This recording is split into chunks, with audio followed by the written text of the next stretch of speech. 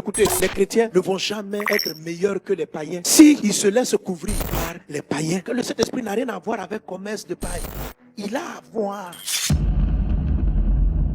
Dieu, pour dire à Marie qu'elle allait avoir un enfant, elle allait prendre une posture de couverture pour qu'elle puisse enfanter. Couvrir quelque chose, c'est faire en sorte que la chose qui est sous la couverture ne soit pas visible, soit entourée, soit protégée, soit gardée, soit, comment on dit, couverte. C'est ce qu'on appelle la couverture. Celui qui a une couverture est responsable de la protection. Si je couvre quelque chose, je suis responsable de la chose sur lui. Si je suis couvert, je suis sous la responsabilité de la chose qui me couvre. Alors le but de cette exhortation, c'est que si tu veux voir le fruit de tes entrailles, il faut te laisser couvrir.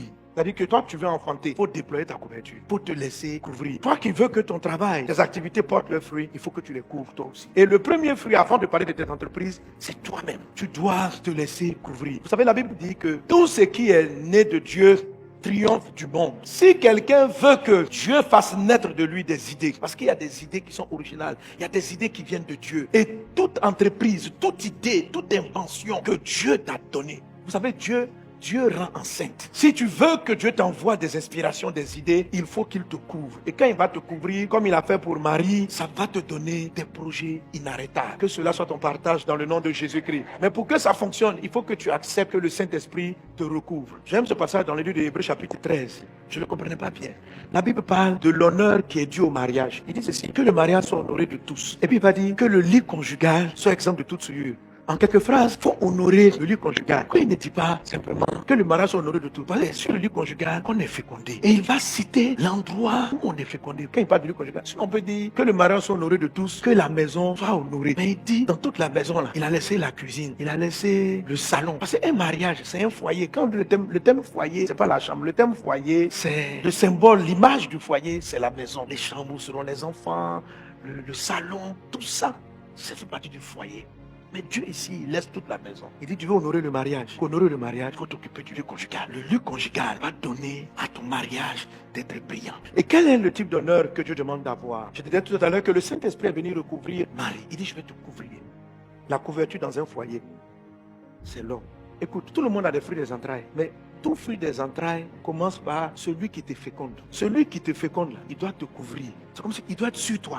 Quand nous parlons du fruit des entrailles, nous sommes en train de parler de ce que Dieu lui-même va déposer en nous, ta destinée. Ce que tu vas réaliser sur la terre, c'est Dieu qui te la donne. Les inventions que Dieu a prévues avant que tu ne naisses, ça ne vient pas des hommes, ça vient de Dieu. Si tu veux avoir les idées de Dieu, si tu veux que Dieu t'envoie des idées, si tu veux que Dieu te féconde, il faut que tu acceptes d'être couvert par Dieu lui-même. En fait, celui qui te couvre, c'est lui qui va t'enceinter. Si tu es couvert de l'esprit du monde, tu vas avoir des idées du monde et tu vas engendrer les choses du monde. Qu'est-ce qui te couvre? Qui te protège? Couverture, c'est-à-dire, je m'abrite sous quelqu'un ou sous quelque chose. Tu t'abrites sous quoi? Tu t'abrites sous qui? En termes d'inspiration et d'idées, nous voulons chercher les choses qui viennent du ciel, les choses qui viennent de Dieu. Et ta destinée vient de Dieu. Si c'est le monde qui te couvre, tu ne vas engendrer que des choses mondaines. C'est-à-dire les choses qui sont dehors, la convoitise des yeux. Si ta source d'inspiration, c'est seulement les magazines que tu regardes, les boutiques que tu visites, tes copines que tu regardes, la manière dont ils sont, ce que tu vas engendrer comme entreprise, comme projet, comme idée, ne sera pas spécial. Et ça sera juste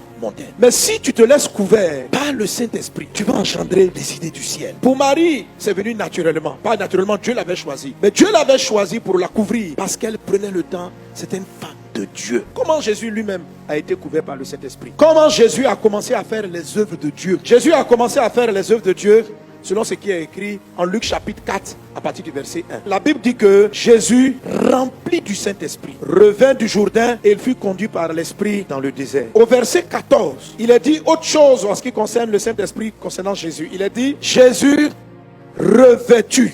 Donc d'abord Jésus a été rempli, après il a été couvert par le Saint-Esprit et il est dit Jésus revêtu de la puissance du Saint-Esprit retournant en Galilée et sa renommée se répandit dans tout le pays d'alentour. C'est-à-dire de 0 jusqu'à 30 ans, avant que Jésus ait ça, il ne produisait pas les œuvres de Dieu. Mais dès que l'Esprit Saint l'a couvert, l'a habillé, il a commencé à porter les œuvres de Dieu. Ce qui te couvre détermine la qualité de fruit que tu vas produire. Et on arrive après dans Luc chapitre 4 verset 18 et Jésus va dire: l'Esprit du Seigneur est sur moi. Il m'a oint pour guérir ceux qui ont le cœur brisé. Quand il dit l'Esprit est sur lui, ça veut dire l'Esprit n'est plus en lui seulement. Luc chapitre 4 verset 1, Jésus avait l'Esprit de Dieu en lui. L'Esprit de Dieu n'était pas sur lui. Luc chapitre 4 verset 18, il dit: l'Esprit du Seigneur est sur moi parce qu'il m'a oint pour guérir ceux qui ont le cœur. Donc Jésus a commencé à produire la guérison, c'est le fruit de ses entrailles, à libérer les captifs parce qu'il était couvert par le Saint-Esprit. Tu dois être couvert par Dieu pour porter les choses de Dieu. Base d'honneur est une idée qui vient du ciel. Message de vie et tout ce qu'on fait, même la manière dont on va faire les croisades, la manière dont Dieu nous bénit, c'est une idée qui vient du ciel. C'est pourquoi le monde ne peut pas triompher. Mais comment on se fait couvrir par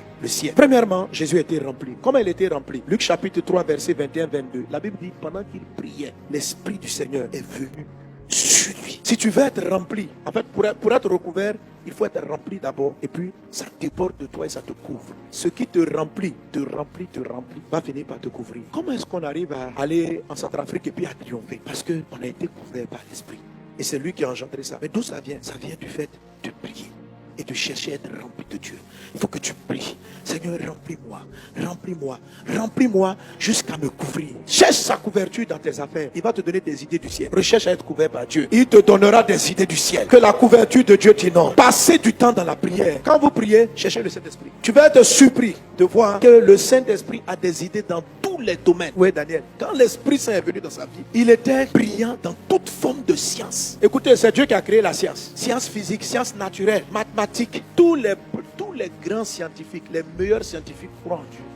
C'est les faux, ceux qui ne comprennent rien, qui ne sont pas scientifiques, qui se croient les sorciers. Approchez-vous des Newton, des Einstein, demandez-leur s'ils ne croient pas en Dieu. Ils croient, eux tous croient en Dieu. Les sciences dont ils parlent, ce sont des découvertes. Découverte, ça veut dire que ce n'est pas toi qui l'as placé. Newton a découvert la loi de la pesanteur. Il a découvert. Mais qui a couvert?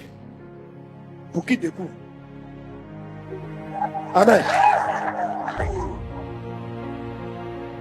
Ça veut dire que la loi de la pesanteur n'était pas connue. Donc quelqu'un l'a placé et puis quelqu'un l'a couvert. Et lui, il est venu enlever le voile. Il dit: waouh, voici les règles. Et il a écrit des théorèmes. Mais il a écrit sur quelque chose qui était là. Qu'est-ce qu'on dit en ce qui concerne les remèdes? On dit: il a découvert le vaccin. On n'a jamais dit qu'il a créé le vaccin. On ne crée pas, on découvre. Ça veut dire que ça existait et que quelqu'un l'avait couvert.